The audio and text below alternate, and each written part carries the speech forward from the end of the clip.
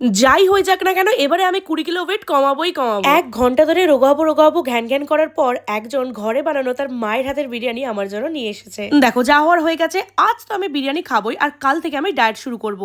But biryani খাওয়ার আগে আমি নিজেকে সান্ত্বনা দেওয়ার জন্য চলে গেছি হেলদি গ্রসারি শপিং করতে। প্রকৃতিও আমাকে রোগা হতে দিতে চাইছে না। এক্স্যাক্টলি ঠিক এটাই হলো। দুপা এগোতে না এগোতেই বৃষ্টি শুরু হলো, তাই আমরা বাড়ি এসে গেলাম। বাট আজ আমাকে কেউ কোনোভাবে আটকাতে পারবে না। এই বৃষ্টির ভেতর বাইক রেখে দিয়ে লাস্ট অব্দি আমরা মায়ের গাড়ি নিয়ে বেরোলাম। তার ভিতরে এই কাকুটা রাস্তা আটকে দাঁড়িয়ে আছে। টোটো থেকে একটা মাল পড়ে গেছে, সেটা তুলতে যাওয়ার নাম করে 5 মিনিট ধরে আগে টয়লেট করে নিল। কিন্তু আস্তে আস্তে এখানে আমার অবস্থা খারাপ হয়ে গেছে, কারণ বিদ্যুৎ চমকানো তো আমি প্রচন্ড ভয় পাই। আমি ভাবছিলাম কেন বেরোলাম, বাট যাই হোক সেফলি আমরা সুপার মার্কেটে পৌঁছে গেছি। আর এখানে তো আমি সমস্ত কিছু খুঁজতে শুরু করে দিয়েছি, বাট এখানেও একটা প্রবলেম হয়ে গেছে। মার্কেট বন্ধ হয়ে যাওয়ার টাইম হয়ে গেছিল, তাই তাড়াহুড়োতে বিলিং করাতে হয়েছে। আর আমি অনেক কিছু নিতে পারিনি, বাট তারপরেও 2500 টাকার গ্রসারি শপিং করে নিয়েছি আমি। ভগবানই জানে কি কি নিয়েছি। আচ্ছা আমি কি কি গ্রসারি শপিং করেছি তোমরা যদি দেখতে চাও তাহলে বলো, আমি একটা আলাদা ভিডিও বানাবো। ফেরার পথে দেখলাম তখনও বৃষ্টি কমেনি, আর বাড়িতে গিয়ে আমি সবার আগে বসে পড়লাম বিরিয়ানি নিয়ে। ও মাই গড, বিরিয়ানিটা জাস্ট অসাধারণ খেতে হয়েছিল। মানে মনেই হচ্ছিল না ঘরে বানানো বিরিয়ানি। থ্যাংক ইউ আন্টি, খুব খুব খুব ভালো হয়েছে। দেখো বিরিয়ানি তো এদিকে আমি খেয়ে নিয়েছি, আর দিদি বলছিল আইসক্রিম খেতে ইচ্ছা করছে, তাই লাস্ট বারের মতন আজকে আমি আইসক্রিমটাও একটু খেয়ে নিচ্ছি। অনলাইন অর্ডার তো আমরা সবসময় দিয়ে থাকি, বাট সত্যি এই ডেলিভারি দাদাগুলোকে হ্যাটস অফ। মানে